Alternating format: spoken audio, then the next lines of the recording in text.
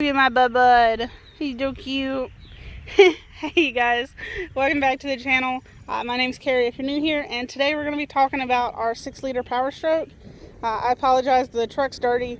I was going to wash it, but it is supposed to rain for the next couple of days, so we just said forget about it. It's not worth it because it's a pain in cleaning those wheels and then polish them, so with the rain coming, we're just not going to worry about it.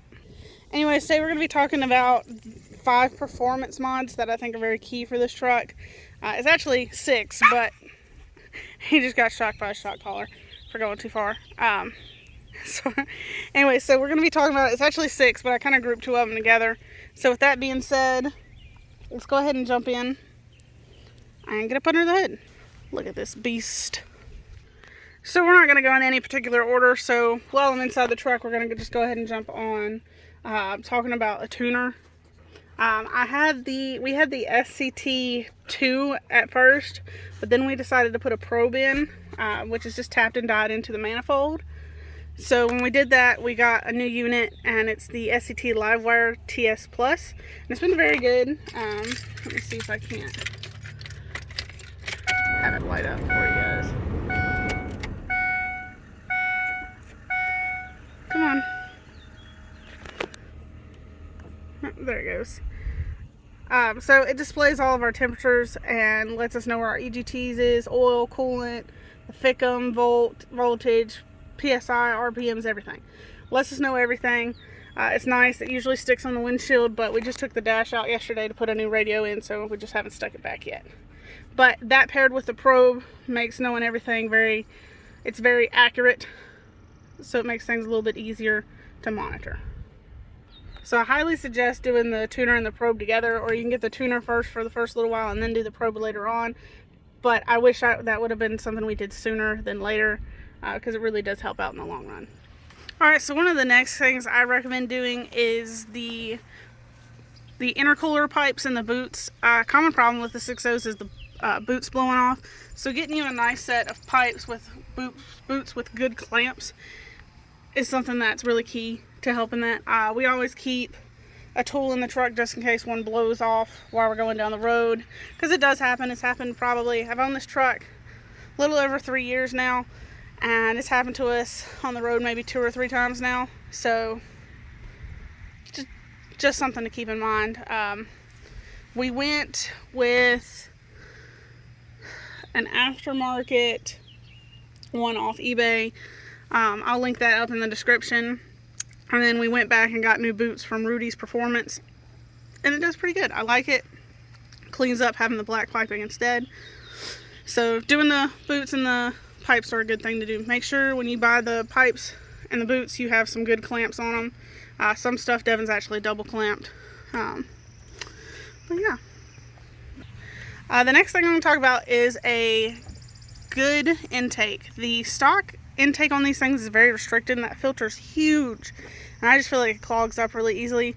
So we got this one from Rudy's. Once we put our KC Turbo Stage 2 on, it started sucking in the filter, so we had to go get a bigger S&B filter for it from Rudy's, which was, I think the Rudy's kit was only like $150, $200, and then the new filter was another like $50.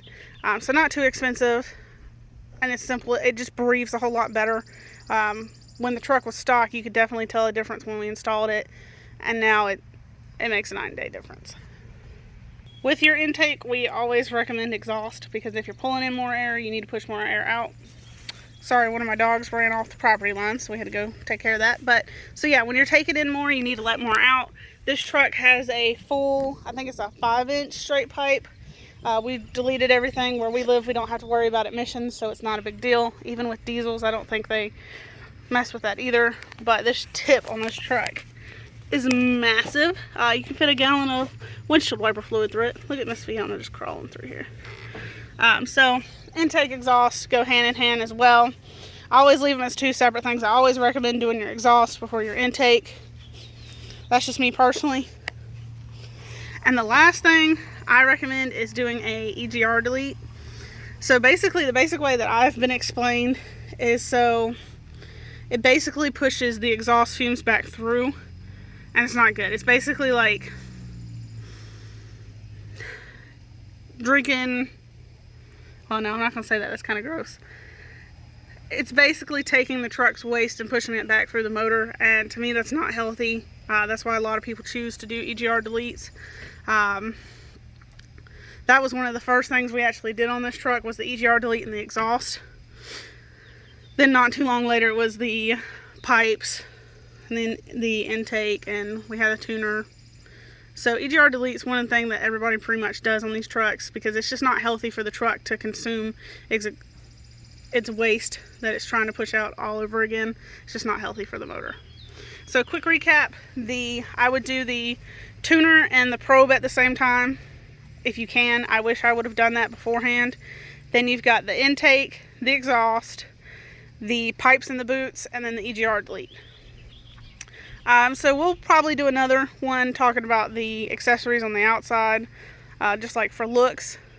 We'll do that another day. It's too hot to do that today, and the truck, as I said, is pretty dirty. So anyways, you guys, if you have any questions, any comments, or anything you'd like to know that maybe I missed, feel free to leave them in the comments below.